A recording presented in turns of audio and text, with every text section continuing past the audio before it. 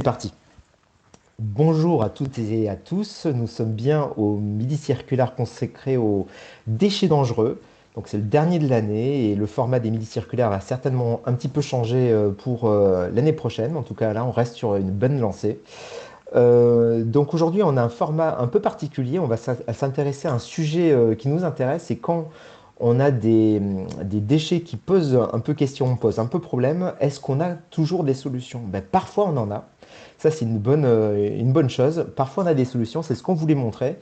Et notamment, on a des solutions territoriales qui sont à notre disposition. Donc, c'est ça qui est intéressant. Alors, je ne dis pas que c'est les seules solutions pour tous les déchets dangereux, mais en tout cas, on en a déjà deux. Et peut-être que si ça vous intéresse comme format, on en mettra peut-être en avant d'autres voilà, par la suite.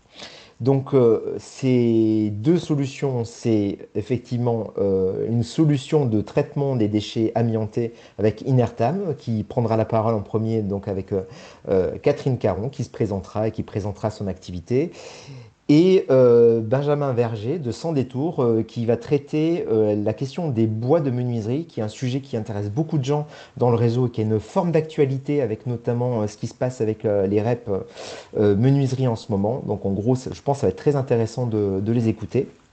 Peut-être juste pour rappel, les midis circulaires de la construction, c'est un partenariat entre l'association 3R, des achats publics responsables sur la Nouvelle-Aquitaine et d'ODIS, qui est le réseau de la construction durable en Nouvelle-Aquitaine également.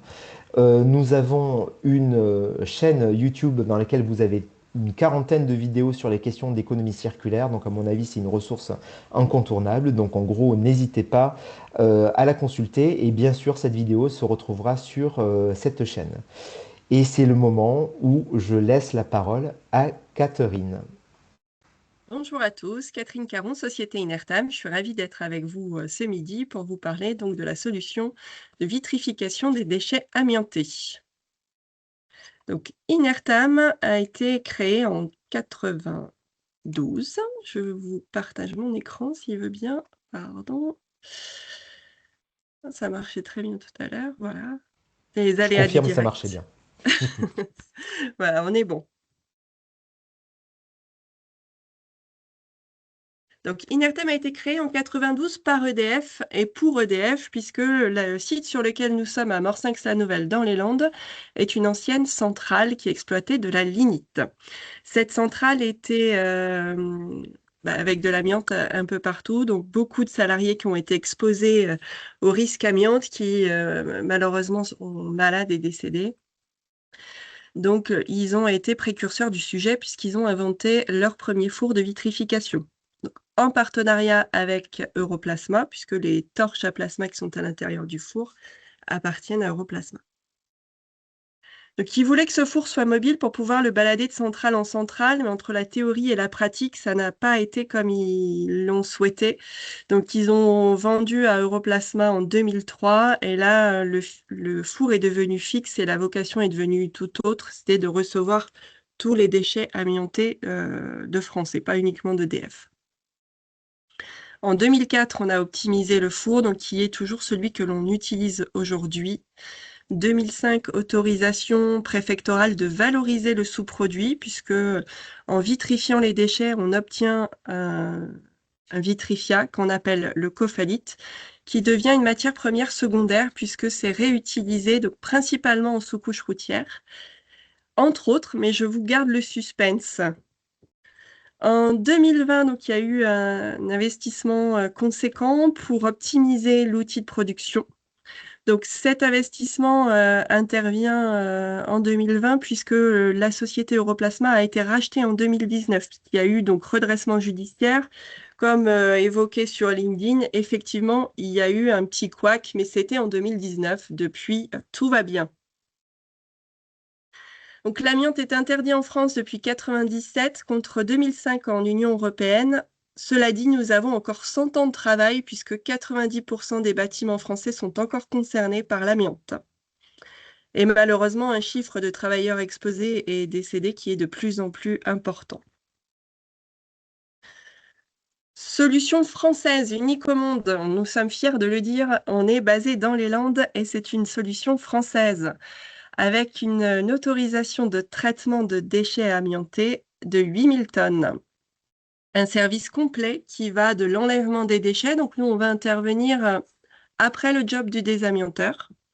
Une fois que les déchets sont retirés et conditionnés, on est en capacité de venir chercher de l'amiante, que ce soit à Paris, à Nantes, à Bordeaux ou à Dunkerque, que ce soit des toutes petites quantités ou de très gros volumes. On a des camions qui sont adaptés à chaque situation.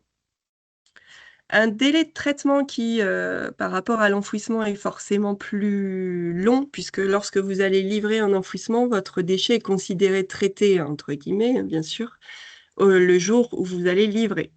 Chez nous, c'est pas le cas, puisque pour pouvoir faire une vitrification parfaite, on doit respecter une certaine recette. Donc, on doit mettre différents éléments chimiques, donc des natures chimiques de déchets, qui vont être donc, du calcium, de la silice et de l'alumine. Tout ça, on va le retrouver dans toutes les natures de déchets amiantés possibles et imaginables, que ce soit le fibrociment, la laine de verre, les dalles de sol, enfin voilà, et j'en passe. Donc, lorsqu'on va lancer notre four de vitrification, on a besoin d'avoir tous les éléments de la recette. De ce fait, notre délai de traitement varie entre 3 et 9 mois à partir du moment où on reçoit les déchets. On est effectivement un acteur de l'économie circulaire, puisque d'un déchet qui est dangereux et mortel pour l'homme, on arrive à le neutraliser, à détruire complètement la fibre d'amiante qui est dangereuse et qui cause les cancers, pour réutiliser ensuite un sous-produit en sous-couche routière. Donc avec un code valorisation sur track déchets qui est le R5. Le process inertam, on va réceptionner les déchets. On va effectivement peser et décharger le camion en fonction de la typologie de déchets. On va également passer tous les big bags dans un scanner, donc pour deux raisons. Donc s'assurer de la bonne recette de vitrification et deux, pour éviter les déchets en mélange, parce que les déchets sont broyés avant d'être injectés dans le four. Donc la ferraille n'est pas souhaitée, en tout cas pas en mélange.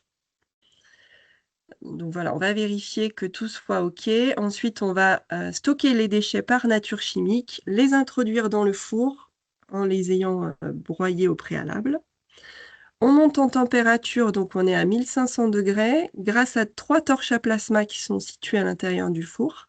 On va donc détruire cette fibre qui est dangereuse. On ressort une coulée de lave en fusion qu'on va laisser refroidir à l'air libre dans des lingotières. Et une fois que ce sera refroidi, on va démouler, le stocker sur le site. Une fois par an, on fait venir un concasseur qui va préparer donc, le cophalite pour ensuite le vendre des entreprises de TP en fait, qui font des routes et qui vont l'utiliser en matière première secondaire, en remblai routier. Donc là, je vous le mets plus pour info, mais les travaux qui ont été faits en 2020 nous ont permis de diminuer nos consommations énergétiques, puisque souvent, c'est ce que j'entends, oui, c'est bien, mais c'est énergivore. Alors effectivement, c'est énergivore, mais on se soigne. Et on a des projets qui vont nous mener jusqu'à 2030 pour être le plus vertueux possible. Les déchets qu'Inertam accepte, donc j'ai envie de dire tout à partir du moment où vous avez de l'amiante, hein, on est preneur. Et, si vous avez des questions, n'hésitez pas par la suite à revenir vers nous. Notre équipe commerciale sera ravie de vous renseigner. L'Inertam, c'est un procédé unique qui répond à un enjeu majeur de santé publique, en priorité. C'est aussi une préoccupation environnementale, puisqu'effectivement, les centres d'enfouissement sont réglementaires. Cela dit, ils sont limités dans le temps et en tonnage. Qu'est-ce qu'on fera quand on n'aura plus de place en enfouissement? Et surtout, on a aussi des déchets qui n'ont pas d'autre solution. Donc, il serait plus judicieux de garder cette place pour ces déchets et traiter l'amiante comme il se doit. Et donc, on soutient aussi l'industrie française, puisque, comme je vous ai dit, c'est une entreprise cocorico. La réutilisation du cophalite, alors là, je lève le suspense. La maison Boucheron a fait toute une gamme de bijoux éco-conçus à base de nos pierres, donc le vitrifia issu de la destruction des déchets amiantés.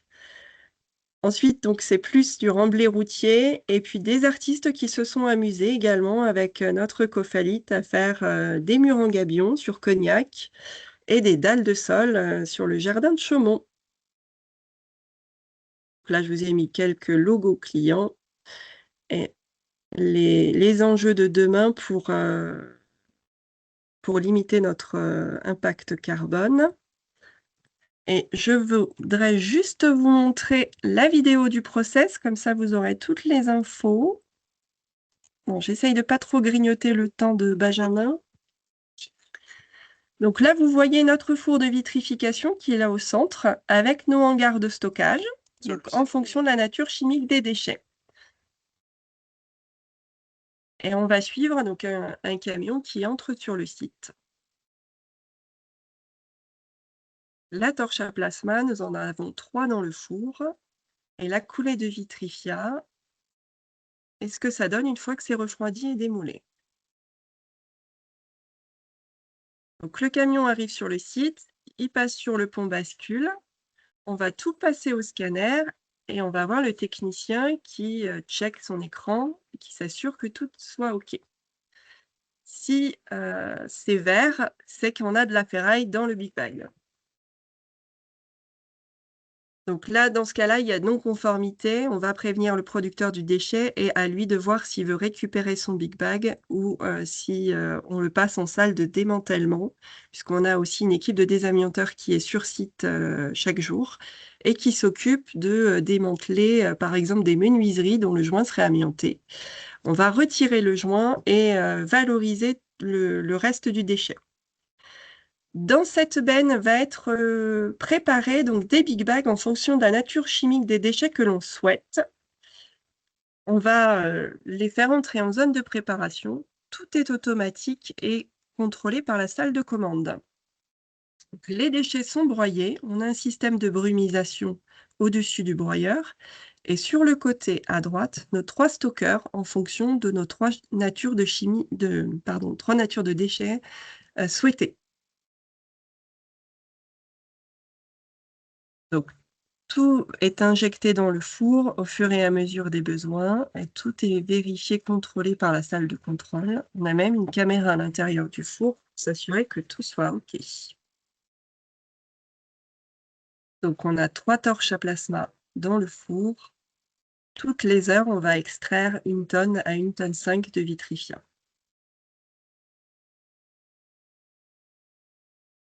On laisse refroidir plusieurs heures et ensuite on va les démouler, puis les concasser 1 fois par an pour les envoyer en filière TP.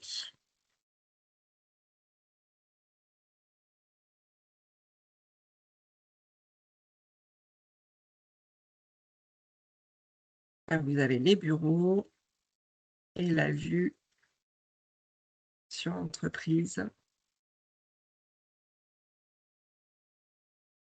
Voilà, seule alternative à l'enfouissement pour les déchets amiantés. À ce jour, nous sommes uniques au monde. Vous savez tout.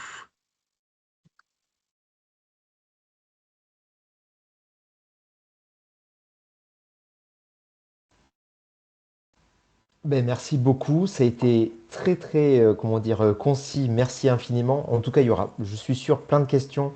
Ça va venir un peu J'espère. plus tard. Moi, j'en ai plein de toute façon. Et puis, il y en a certaines qui ont apparu. Merci infiniment. Euh, Benjamin, c'est à toi.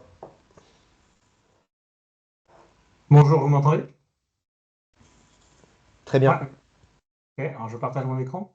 Vous le voyez? Ouais, et on te voit en plus. Ouais, ça risque de pas durer parce que les lunatiques, ma webcam, elle fait que de s'arrêter. C'est ça. Et on voit ton écran. Vous voyez mon écran? Bon, ouais, Ouais. super. Donc, bonjour. Donc, Benjamin Verger, donc Société Sans Détour. Sans Détour, on vient de l'agglomération de l'Agglo 2B, dans le Bocage-Bressuret, dans les Deux-Sèvres. Euh, et donc, vous allez voir que dans le Bocage-Bressuret, dans les Deux-Sèvres, il se passe des choses formidables. Donc, on fabrique du mobilier en bois massif, mobilier urbain, mobilier intérieur, éléments d'agencement, micro-architecture. Donc intégralement en bois massif, et pourtant on n'achète pas 1 cm3 de bois. Donc on a créé Sans Détour en 2015, il y a 10 ans. On est parti du constat suivant, il y a 6 millions de fenêtres bois qui sont déposées tous les ans en France, et la quasi-intégralité d'entre elles est incinérée ou enfouie. Alors même que le bois qui les constitue, il est en parfait état et souvent d'excellente qualité. Là, par exemple, vous avez, c'est du platelage en chêne, des petites lames de platelage. On a beaucoup de bois tropicaux, 75% de notre source, c'est des bois tropicaux, et puis le reste, c'est principalement du chêne. On a un peu de résine. Donc, parallèlement à cette non-valorisation de tous nos déchets bois massifs, on assiste à une destruction de la biodiversité dans les forêts tropicales autour du globe.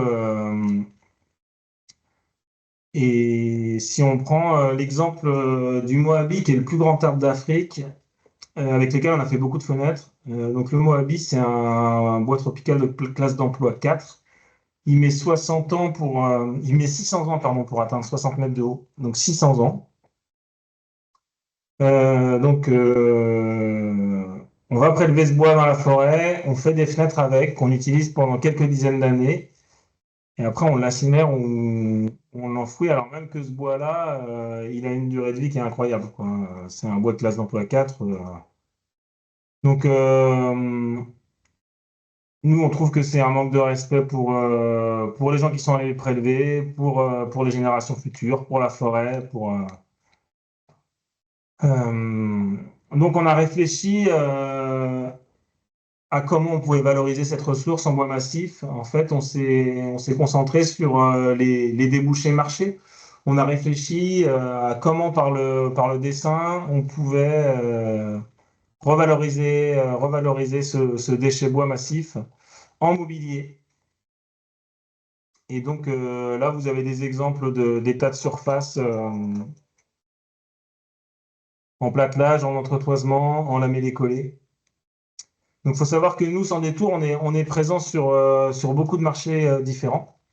Et on a un point commun qui lie toutes nos activités, c'est la ressource. C'est-à-dire qu'on travaille que à partir de bois massif provenant d'anciennes fenêtres. Par contre, on va faire du mobilier intérieur, du mobilier extérieur, du mobilier urbain, des éléments d'agencement. On fait aussi des éléments de bâtiment. Le dessin, ça a un rôle très important dans Sans Détour. Donc, on a 2 designers en interne. Là, c'est Jérémy, que vous voyez en photo, qui est architecte de formation, qui fait le dessin de nos mobiliers. Donc, on fait bien la conception et la fabrication du mobilier. On a un partenaire aussi, un partenaire clé sur l'Agglo 2B, qui est à Moléon, qui est une entreprise à but d'emploi dans le cadre d'une expérimentation qui s'appelle Territoire zéro chômeur de longue durée, qui est l'ESIAM. Donc depuis le printemps 2019, l'ESIAM a un partenariat avec l'Agglo 2B. C'est-à-dire que depuis ce moment-là, l'Agglo 2B a arrêté d'enfouir ses anciennes menuiseries extérieures.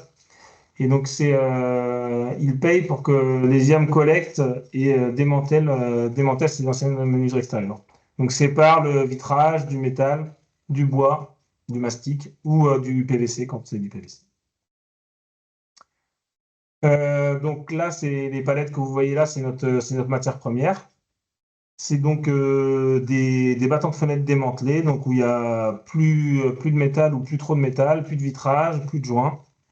Et donc nous, avec ces profilés-là, c'est de ça dont on part pour concevoir et fabriquer le mobilier.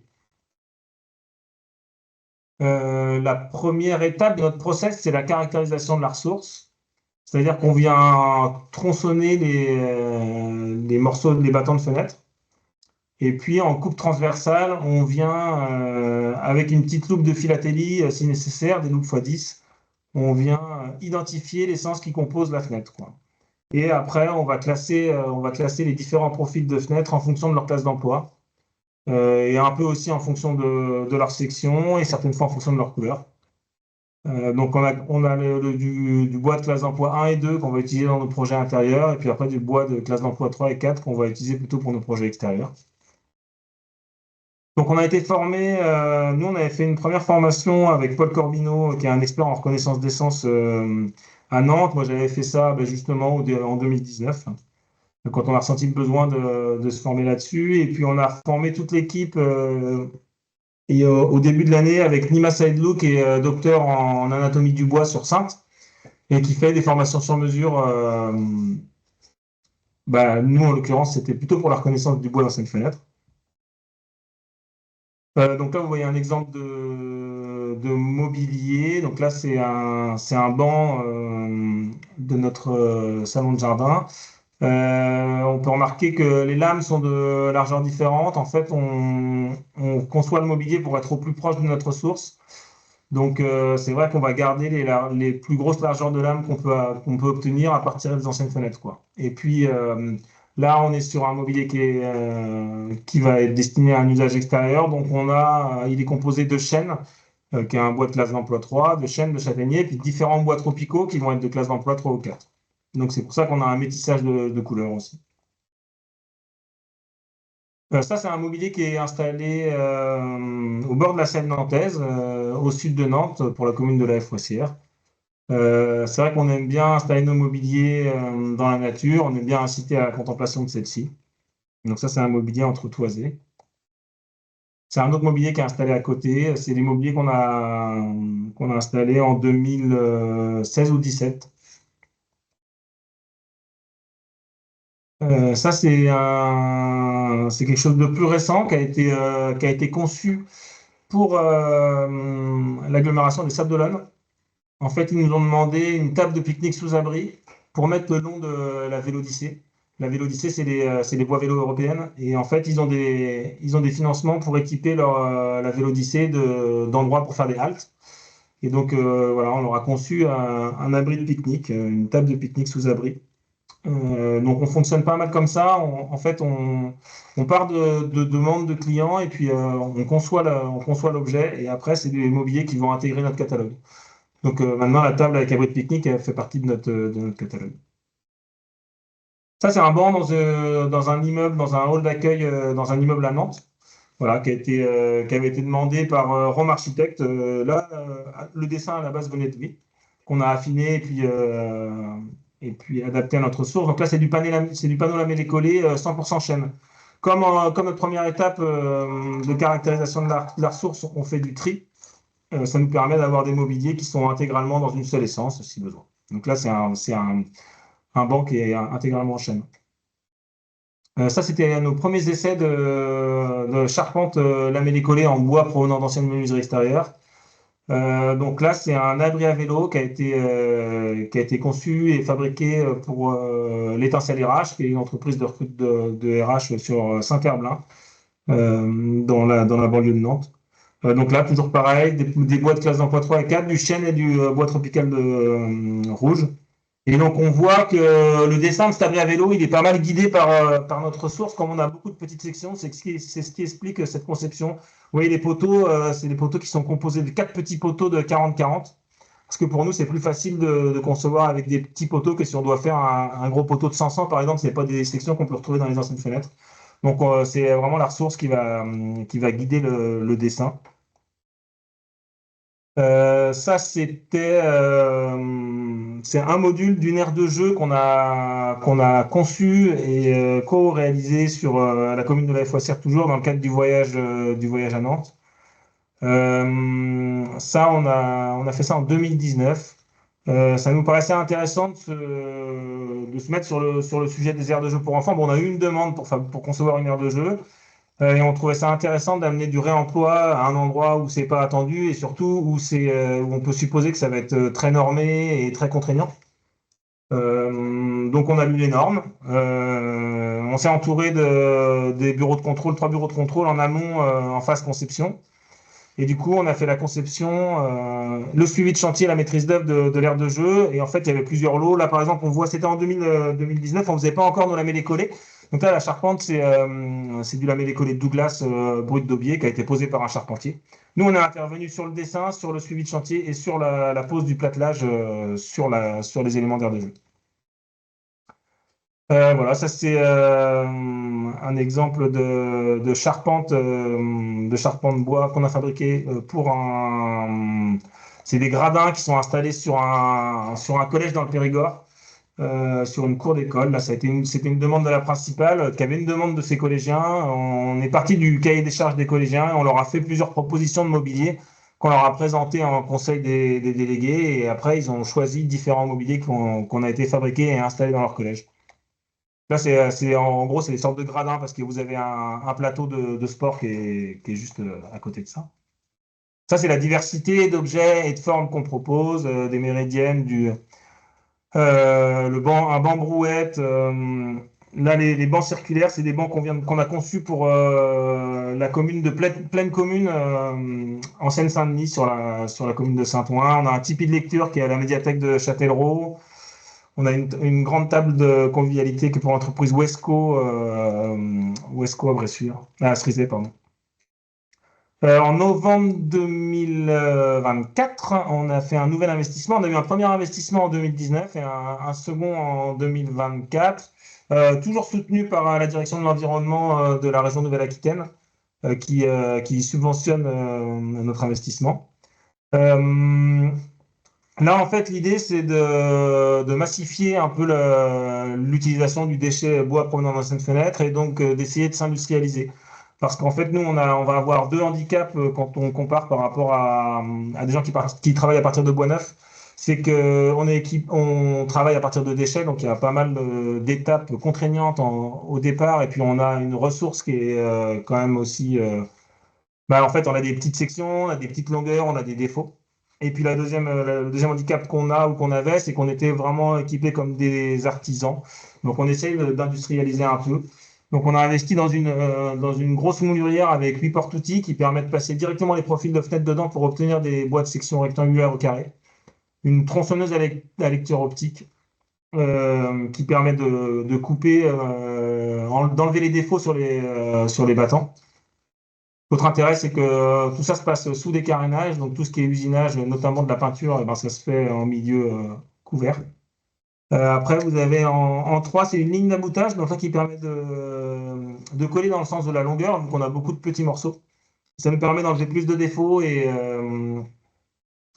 ça nous permet aussi d'avoir des lames, quand on fait nos panneaux lamés décollés, déjà collés jusqu'à 6 mètres de long. Et on a aussi donc une nouvelle panneauteuse qui permet de faire des poutres en gros, jusqu'à 6,30 m, qui est la longueur de notre ligne d'aboutage. Voilà, ça c'est des photos sur la fabrication d'un panneau lamé décollé, comme on le faisait avant en SIA format. Ça, c'est un grand mobilier de convivialité qui a été co-conçu, qui a été conçu pour la ville de Cerizay et co-fabriqué avec les services techniques de la ville de Cerizay. C'est-à-dire que la ville de Cerizay, ils ont des forêts en régie. Et ils nous ont demandé de concevoir un mobilier dans lequel ils pouvaient intégrer des grumes de chêne. Donc là, l'épiètement, c'est des grumes de chêne qui ont été débitées sur l'agglomération de Cerizay, sur la forêt qui est juste à côté de là où ils sont posés. Nous, on a conçu ces mobiliers, on les a accompagnés dans la fabrication du coup de tout ce qui est piétement. Ça a été fait par le menuisier de la ville de Cerizay. Et nous, on a fabriqué les plateaux et on a fait le suivi de chantier. Pareil, on est venu installer les plateaux sur leur piétement. Et là, ça a été l'occasion pour eux de travailler pour la première fois avec des vis de sol d'entreprise WheezyFix. C'est vrai que les vis de sol pour poser nos mobiliers urbains, c'est quelque chose qu'on aime beaucoup parce que notamment la table, elle est posée dans un milieu naturel, sous les arbres. Donc l'avantage des vis de sol, c'est des grandes vis qui font 75 cm de longueur. C'est que ça évite d'avoir à utiliser du béton. Et du coup, ça permet d'installer des mobiliers de manière pérenne. Là, quand il y a des arbres, par exemple, sans endommager le système racinaire. Et l'autre avantage, c'est que c'est réversible. Une fois qu'on veut enlever le mobilier, on a juste à dire enlever les vis et puis on enlève le mobilier, quoi. Benjamin, est-ce que je peux me permettre, ça ne te dérange pas? Vas-y, vas-y. Est-ce que tu peux, comment dire, parce que là, tu as pas mal de références à venir. Ouais. On va laisser ça en fait à l'ensemble des intervenants et peut-être venir directement à la conclusion. Là, tu as quelques slides de Ah, ça conclusion. marche. Ouais, ça marche. Ouais, ça te va? Oui, Comme oui, ça, pas de après, problème. je pense que les gens, ils ont envie de poser pas mal de questions. À mon avis, ça va être très cool. Ok, une photo de la maison de la réserve à Saint-Marc-la-Lande. Le tipi de lecture à Châtellerault. Du plancher bois en 24 mm par 120. Un espace d'accueil pour une entreprise à Nantes. Une banque d'accueil à Bercy, ça a été un challenge qui a été demandé par un architecte avec des panneaux lamellés collés cintrables. du mobilier pour l'entreprise L'Oréal, le siège dans le 93, la table de convivialité de l'entreprise Wesco, excusez. Aussi pour l'entreprise Wesco, des mouches arabiées. Les bancs pour la commune de Saint-Ouen en mobilier urbain. Ça, c'est pour la commune de Saint-Hilaire-de-Riez. C'est des bancs qui ont été des mobiliers qui ont été dessinés par D'ici la Paysage à Nantes. Là, c'est une petite photo de. En fait, on propose d'essaimer le modèle sans détour. On pense que on devrait fabriquer des mobiliers à partir de bois. C'est une fenêtre un peu partout en France. Et donc, nous, on propose un contrat de licence de marque à ceux que ça intéresse, où du coup, on propose d'utiliser notre marque et nos modèles et on accompagne pour le process de fabrication. Donc, il y a une première entité sur Lyon d'une entreprise de menuiserie agencement qui est déjà existante et qui commence à travailler avec du coup nos mobiliers. Ils fabriquent les mêmes mobiliers que nous avec des déchets collectés sur l'agglomération lyonnaise. Et donc, ils communiquent sous le nom de Sans Détour Lyon Métropole. Nous, on propose ce contrat via rémunération sur le chiffre d'affaires en fait, qu'ils font en mobilier sans détour à Lyon. Ça, c'est l'équipe de Sans Détour l'année dernière. Là, on est un peu plus nombreux. On est 11 maintenant. 11 avec deux alternants, du coup, un apprenti en CPM bénisterie, puis un apprenti en CAP menuisier fabricant. Et ben voilà, merci de m'avoir écouté. C'est bien, j'ai accéléré à la fin. Ouais, merci infiniment, infiniment. C'était histoire d'avoir une durée à peu près équivalente Ah ouais, entre vous deux, voilà. Donc c'était ça reste le partage. un petit peu ça. Mais de toute façon, c'est ce qu'on s'était dit en introduction. Je pense que ça mérite de refaire une visite, hein. Je pense qu'il y a pas mal de gens qui veulent voir à la fois process de Sans Détour et celui d'Inertam. Les deux sont hyper intéressants pour des usages qui n'ont rien à voir. Bon, allez-y. Lâchez vos questions, c'est parti. J'en ai vu une, mais bah voilà, Julien, vas-y, c'est parti. Oui, merci pour la présentation. Moi, j'avais une Est-ce question que tu sur la. peux te représenter, en fait, les gens qui posent des questions, comme ça, Ouais, voilà, ça permet de refaire oui. le point.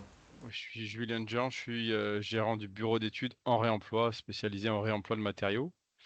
Et moi, j'avais une question sur la caractérisation. Vous coupez chaque morceau de bois qui rentre dans votre atelier pour pouvoir le caractériser, ou vous avez quand même des lots de fenêtres qui sont identiques et que Alors tu as nous, on a très peu de l'eau parce qu'on travaille en diffus. C'est beaucoup collecté dans les déchetteries. Donc ça nous arrive d'avoir des lots quand on travaille. On a travaillé avec Mobius sur des lots et du coup là, on sait ce que c'est. Donc on n'a pas besoin de caractériser le gisement. Mais non, la plupart du temps, on caractérise. Après, on va pas forcément couper tous les bouts de fenêtre parce qu'il y a plein de morceaux de fenêtre. On les voit, on sait que c'est du chêne. OK. Voilà, on le voit rapidement. Mais dans l'idée, si on coupe à peu près tous les morceaux de fenêtre. Mais en fait, il y a aussi que généralement, les menuiseries sont déposées par chantier. Donc souvent, c'est quand même la même essence dans le chantier, même si on a parfois quelques surprises avec plusieurs essences différentes quand il est utilisé pour un même chantier. Mais si le principe, c'est quand même un peu ça. C'est une phase qui prend beaucoup de temps, hein, la caractérisation Ouais, d'un son. ouais, j'imagine. Surtout de recouper un morceau à chaque fois Bah, après, pour pouvoir l'examiner. on va juste couper un petit morceau au cutter souvent. OK. Pour faire Après, ça. du coup, tu as pointé quelque chose, Julien, qui est hyper intéressant, c'est qu'il y a un enjeu quand vous travaillez avec Son Détour et avec les prestataires qu'ils ont, hein, parce qu'en gros, l'idée, il y a une idée d'essaimage. Donc forcément, Son Détour, ils travaillent localement avec leur ESIAM dont il parlait tout à l'heure. Mais par exemple, sur d'autres territoires, ils vont travailler avec d'autres prestataires de démantèlement de menuiserie. Par exemple, nous, dans la Vienne, c'est VMS, etc. Mm. Et donc, il y a un sujet également pour les gens comme toi de peut-être regarder sur des chantiers où il y a des gros gisements.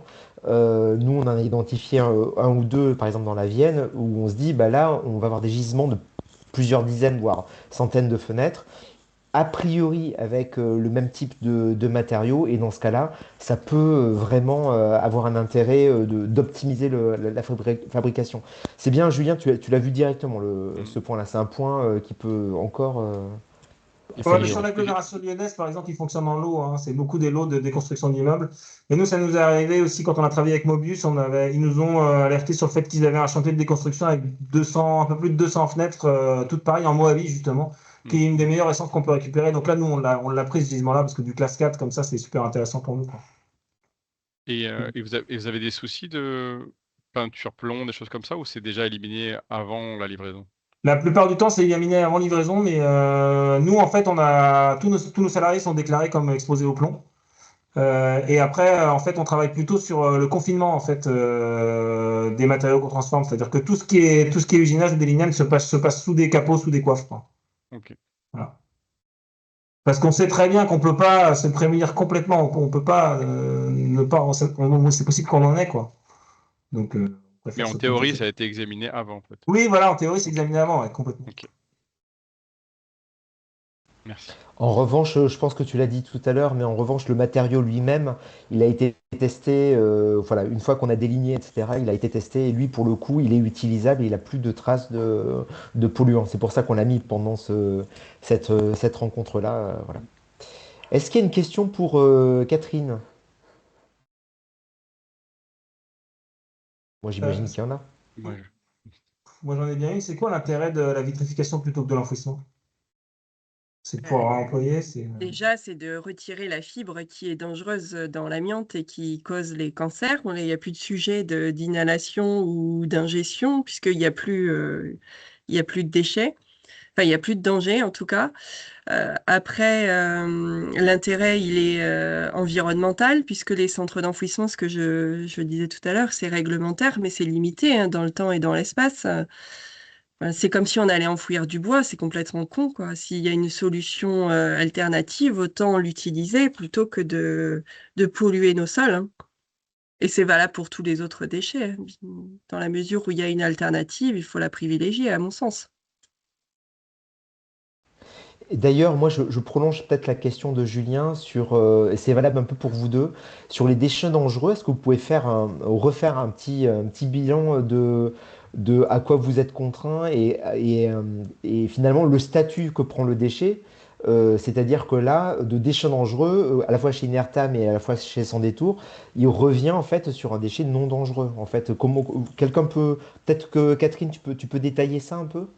Oui. Alors, l'amiante est effectivement considéré comme déchet dangereux, donc il va arriver chez nous comme tel. En revanche, il ressort sous le statut de cophalite, donc là, c'est plus du tout un déchet. Déjà, c'est plus dangereux, ça devient un produit inerte et ce n'est plus un déchet. Ok, nickel. Après, les Euh, contraintes qu'on a en amont, c'est le conditionnement, le transport qui est soumis à une réglementation ADR qui est importante pour nous et pour les clients. Jean-Luc, je crois, avait une question. C'est à toi. Oui, Moi, bonjour j'aimerais à tous. intervenir Jean-Luc dessus. Fouda, Franchimie, Nouvelle-Aquitaine. J'avais une question qui était de savoir, je l'ai posée dans le chat, en fait, si vous aviez des projets de récupération de chaleur fatale. Alors, je suis pas dans la confidence, mais effectivement, on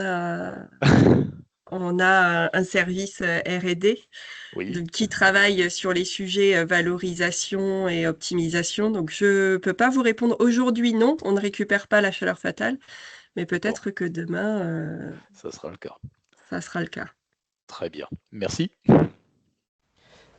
Jean-Luc, tu accompagnes peut-être les entreprises ou il y a quelque chose Oui, autour de ça? oui. Alors, moi, je suis HSE Franchimie Nouvelle-Aquitaine. Donc, en fait, dans nos prérogatives, j'ai la partie RSE et effectivement, je suis les entreprises sur leur évolution, leur plan d'action, donc la maturité. Et souvent reviennent des projets justement de récupération de chaleur fatale et tout ce qui va avec. Ça peut être ça, mais ça peut être aussi des projets de modification d'installation process pour économiser de l'énergie, justement, entre autres. Voilà, et l'eau aussi, du coup. Peut-être que vous pourrez vous remettre comment dire, en contact par la suite. Ce qu'on sait, c'est qu'il y a certains institutionnels comme la région et l'ADEME qui ont mis Oui, ces sujets de décarbonation des industries c'est un des sujets numéro un au oui, niveau environnemental et il y a pas mal de soutien en fait en ce moment. Donc c'est peut-être pas idiot de s'y pencher tout à rapidement si fait. ce n'est pas déjà fait. Je suis quasiment sûr que c'est déjà fait, mais il y a un gros sujet de D'accord. décarbonation. Très bien. D'autant que je connais bien Inertam, hein. Je connaissais Madame Carrère chez vous. Je connais Oui, bien cette structure. Je ne sais pas si elle est toujours là. elle est toujours là, oui, tout à Elle est fait. toujours là. Ok, mais très bien. Voilà. Donc ça peut être l'occasion de rééchanger sur des Oui, tout sujets à fait. un peu connexes. Voilà. Merci. Avec plaisir. Julien, tu voulais reposer une question? Ouais, si c'est possible. Ouais. Je suis d'accord avec Benjamin, je vois pas l'intérêt environnemental, il est difficile à voir parce qu'en fait, entre l'enfouissement qui génère du déchet pour les générations futures et la consommation d'énergie pour pouvoir valoriser le produit, c'est difficile. Mais c'est vrai qu'on part d'un produit qui est déjà une merde de base, donc forcément, ce qui en découle, c'est difficile de, de trancher. Moi, j'avais une question sur la caractéristique du matériau. Mhm. Est-ce que vous avez une idée la, de la masse volumique? Enfin, ça ressemble à quoi? De la pierre? Ça ressemble à... Ça ressemble à de la pierre, effectivement. Donc on est sur 2 C'est un... tonnes du mètre cube, quelque chose comme ça ou... Alors, au niveau du tonnage, je pourrais pas vous dire c'est assez dense. Après, j'ai une fiche technique éventuellement à transmettre si vous En voulez. fait, Je peux la remettre excusez-moi, je vais à Denis. intervenir. Vas-y, je t'en prie, Villa. Voilà, c'est du verre, c'est une espèce d'obsidienne très dense. Après, je comprends un peu votre questionnement, mais sachez que quand on désamiante un immeuble ou un bâti et qu'on envoie ça en enfouissement, la maîtrise d'ouvrage reste responsable à vitam aeternam de son déchet. Donc, je comprends aussi qu'il y ait des maîtrises d'ouvrage qui ne veulent pas se dire qu'un jour, c'est ce qu'on appelle le principe de précaution. Un jour, bah, il va y avoir un incident, il va y avoir de la lixiviation, nos nappes phréatiques, parce que on trouve des traces d'amiante dans l'eau aussi. Et, euh, et je ne comprends même pas qu'on puisse ne pas imaginer et dire que quand il y a des solutions de valorisation, c'est la loi AGEC dit que quand il y a des solutions de valorisation, bon sang de bonsoir, mais arrêtons d'enfouir, quoi. L'enfouissement n'a jamais été une solution écologiquement rationnelle. Donc, et quand on dit, alors on dit on est énergivore, certes, on n'est pas des ArcelorMittal, et après, on est complètement décarboné. Moi, je me rappelle à l'époque, on utilise toujours de l'électricité nucléaire. À l'époque, tout le monde décriait l'élec nucléaire, et maintenant, on est devenu très vert. Mais on est quand même une petite usine, on n'est pas des hauts fourneaux ou des aciéristes, hein. Mais nous, on s'inscrit complètement dans le cœur de l'économie circulaire. Je ne comprends pas de nos jours qu'on puisse mettre encore des déchets en centre d'enfouissement, et je ne parle même pas d'amiante, hein, quand il y a des solutions de valorisation. Voilà. Bruno, Mm. peut-être une Merci. petite intervention, Bruno? Oui, non, mais Et en fait, Julien après. elle a dit bonjour à tous. Elle a dit exactement ce que j'allais dire, c'est que c'était juste pour compléter ce qu'avait dit Catherine, c'est que, alors je fais pas partie d'Inertam, mais je suis preneur de ces solutions-là parce que, comme ils le disent, c'est les solutions du futur, hein, faut arrêter d'enfouir. Mais la propriété reste, la maîtrise d'ouvrage reste au propriétaire de son amiante, même enfouie, tant qu'elle n'est pas détruite. Et aujourd'hui, la solution qu'apporte Inertam, c'est l'élimination, donc la- l'arrêt de la propriété de l'amiante qui a été enlevée, quoi. Donc voilà, c'était juste pour compléter ça. Et c'est Ouais. vrai qu'ils ont raison sur le Et fait où. en plus d'éloigner le risque environnemental, il y a aussi le risque de santé publique. C'est tout un enjeu. Pour moi, c'est des enjeux majeurs de nos jours. Oui, non, mais moi, je connais pas mal de désamianteurs et notamment aussi des maîtrises d'ouvrage. Et dès que je peux conseiller une maîtrise d'ouvrage ou une maîtrise d'œuvre ou aller sur Inertam, je le fais. Mais c'est vrai que il y a encore, je pense, et enfin, c'est plus le cas parce que je crois qu'il y avait une différence de prix à l'époque. Et je parle de l'époque, hein, je parle pas de maintenant, parce que je suis pas visible des devis qui sont émis. Mais je sais qu'à l'époque, il y avait un problème de prix, ce qui n'est plus le cas, je pense, maintenant. Et maintenant, je pense on est dans une autre. On pense à autre chose. On a beaucoup d'approches maintenant sur l'économie circulaire. Et je pense qu'il n'y a pas mieux que Inertam pour la partie économie circulaire. Voilà. Après, voilà, c'est quelque chose que c'est mon approche à moi. Ça me regarde moi, mais c'est en tout Bruno, cas. Ouais. tu es bureau d'études? Ah non, je suis à Best Formation, un centre de formation qui qualifie les personnes dans la partie amiante, plomb, silice cristalline. Et D'accord. on forme notamment sur les techniciens et les entreprises à la sous-section 4, l'amiante, et même bientôt les sous-sections 3. Mais je montre on parle des déchets, on parle justement du transport, l'ADR et tout ça, mais la gestion des déchets aujourd'hui, elle est primordiale et je trouve que le process français, il mérite d'être exprimé en formation. Voilà. Ok. Est-ce qu'il y a quelqu'un d'autre Merci qui veut Bruno. s'exprimer? Je sais que Julien avait levé la main un peu tout à l'heure, mais s'il n'y a personne, je redonne la main à Julien. Mais ça serait bien que d'autres personnes puissent exprimer leurs questions, leurs remarques, que ce soit sur un sujet comme sur un autre. Je te relaisse la main, Julien.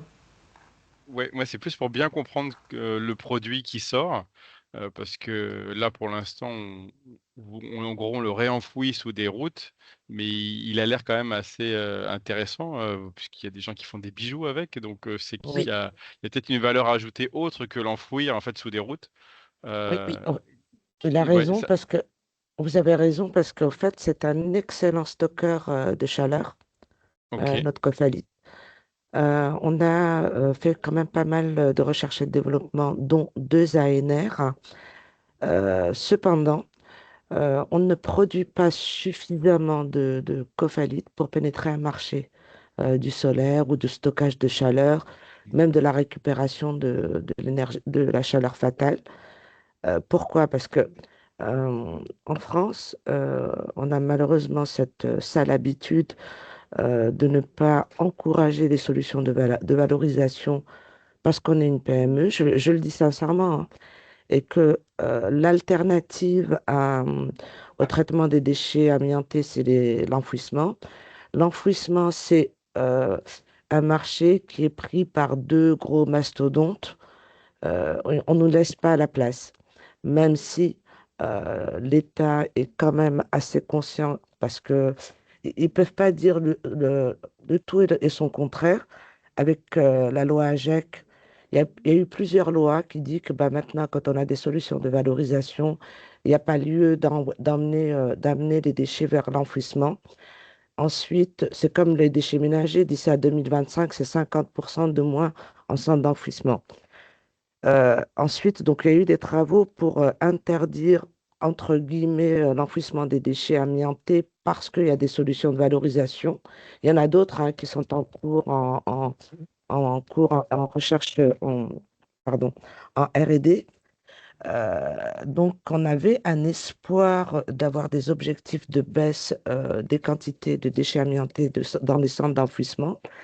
Ça nous aurait permis à nous, Inertam, d'ouvrir d'autres usines en France. Là, si on avait ouvert d'autres usines, on pouvait le faire, on aurait produit beaucoup plus de cophalite et lui avoir un exutoire beaucoup plus noble que la sous-couche routière. Mais bon, ça s'est arrêté net parce qu'on n'était pas assez, notre lobbying n'est pas assez écouté, mais ça viendra un jour ou l'autre. On est prêt à ouvrir des C'est pour usines. ça qu'on est là aujourd'hui et on compte Oui. sur vous pour prescrire et recommander cette solution. À ce propos, justement, à la fois pour vous et pour Sans Détour, est-ce que vous avez une idée des évolutions de tonnage que vous traitez, en gros? Pour Sans Détour, j'y suis allé il n'y a pas longtemps, je sais que c'est vraiment une solution qui évolue vraiment bien en termes de volume et de plus en plus, en tout cas, il me semble. Mais vous, en fait, de votre côté, est-ce que vous sentez une évolution? Au contraire, justement, il y a une difficulté de vous faire connaître Alors, il y a une évolution par rapport Oui. aux dernières années, effectivement. Après, c'est toujours le problème de se faire connaître, puisqu'effectivement, on est toujours très bien accueilli chez les prospects, hein. La solution est Oui. fantastique. Donc oui, on a un problème pour se faire connaître, mais on évolue, cela dit, plutôt à la hausse, et ça, c'est bien. Ok. Après, sachez qu'on ne capte que 2% du marché. Il y a Oui, une dépose de presque 400, entre 400 et 600 000 tonnes de déchets amiantés vont en centre d'enfouissement. Ah oui, Alors que nous, ouais. on pourrait faire plus. Bon, mais là, on a peut-être comment dire, une option d'amélioration. Et du côté de Sans Détour, du coup, vous, votre évolution, elle est de quel ordre? Je sais que c'est assez important, mais Bah, nous, c'est que on est en phase de croissance, donc on a de plus en plus de gens, donc on travaille de plus en plus la ressource. Euh, j'ai pas encore les tonnages pour cette année. Et je pense on devrait être aux alentours d'une fois et demie plus que l'année dernière. On devrait avoir, en vendu, on devrait être aux alentours de peut-être 15 tonnes de mobilier, quelque chose comme ça. Après, en collecté sur l'agglo de Bressuire, c'est environ entre 40 et 50 tonnes de bois par an. Ok, bon, c'est quand même pas négligeable. Et vous travaillez pas que sur l'agglo en plus a priori, donc là c'est très intéressant. Est-ce qu'il y a une autre remarque ou question, pas forcément aux interlocuteurs, mais liée à la question, je sais que dans l'auditoire, il y a pas mal de gens qui s'intéressent à ces questions-là, des déchets dangereux, etc. Est-ce que quelqu'un veut s'exprimer? Agathe, voilà, c'était à toi que je pensais. J'ai pris la perche. Bonjour. Excusez-moi, en plus, je suis Bonjour. arrivée carrément en retard, donc voilà, je me sentais pas très légitime pour la question. J'avais juste une petite. Déjà, félicitations, Benjamin, parce que sans détour, ça fait un moment que je suis de loin, que j'arrive pas à venir, mais bravo, je suis de tout cœur avec vous. Je trouve que c'est génial, donc ça, c'est important à Merci. dire. C'est vrai que Je c'est viendrai, génial. je sais pas quand, mais Mm. c'est sûr que je viendrai. Et j'avais une question justement sur le périmètre. Est-ce que vous êtes fixé un périmètre? Pour nos interventions? Ouais, Alors nous, on se positionne comme fabricant, donc ça nous arrive souvent de fabriquer pour d'autres. Donc on fabrique et puis on expédie. Donc là, on expédie sur toute la France. ok, Après, on pose. En gros, on va poser autour de chez nous, environ jusqu'à Nantes, quoi, vers là. On pose pas mal en région parisienne aussi, parce qu'il y a beaucoup de choses qui se passent à Paris. Et ok, puis après, dans le Périgord, c'était nous qui y étions allés. Ça dépend, quoi. ok, ok, ça dépend de ça. Bon, je pense que je mets. Alors, oui, pardon, je me suis pas présentée. Je suis donc Agathe Belli, je suis gérante de la Mécanique des Ruines, qui est une agence d'architecture spécialisée sur la question. Je Mhm. suis formatrice aussi et à titre bénévole, je suis présidente de La Bascule, qui est une plateforme de réemploi sur Angoulême, Ok. dont une des deux filières est le bois. Et du coup, je pense que clairement, vous allez venir avec l'équipe ou on vous invitera. Enfin, en tout cas, il y a des liens à faire, en tout cas. Avec plaisir. Voilà. Et bien aussi, je trouve, j'avais déjà entendu parler, moi, pour la solution de valorisation des déchets amiantés, notamment via Noalis, qui est un bailleur social. Donc, ça fait son petit bout de chemin en termes de communication, c'est ce que je veux dire.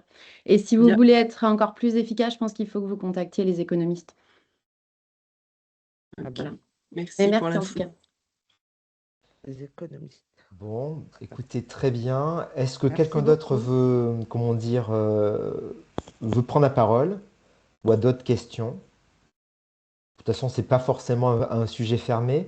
Donc, du coup, je vais conclure. J'ai l'impression qu'on va pouvoir éventuellement poursuivre sur ces sujets-là, peut-être avec pour le moins des visites, mais également des mises en relation, parce qu'encore une fois, ce sont des solutions territoriales qui peuvent intéresser ben, l'ensemble des acteurs qu'on a autour de nous, à la fois des prescripteurs, mais également des maîtrises d'ouvrage. Parfois, elles ne sont pas au courant de tout ce qui se passe, il y a des choses qui évoluent dans le bon sens. Peut-être que l'ensemble de ces industries, hein, je vous mets tous les deux dans ce truc-là, ont aussi des voies comment dire, de développement, en gros. On le voit, les uns et les autres ont toujours des voies de développement qui peuvent les rendre encore plus intéressantes. Donc on va suivre ça, on va travailler ça avec vous également. Et puis, ben voilà, on se dit à très bientôt. C'est le dernier midi circulaire de la construction de l'année. L'année prochaine, on aura certainement d'autres formats, peut-être un tout petit peu plus long, on rentrera un peu plus dans les détails, mais peut-être un peu moins fréquent, entre guillemets. Donc, on va vous envoyer un beau questionnaire où vous pourrez dire quels sont les sujets que vous voudrez traiter. Et puis, on se dit à très bientôt et on vous souhaite une bonne fin d'année. Merci Merci beaucoup. À beaucoup. bientôt. Merci à Au revoir. Merci Merci, à beaucoup, à bientôt. Merci. bientôt. Au Au revoir. revoir. Au Au revoir. revoir. Au revoir.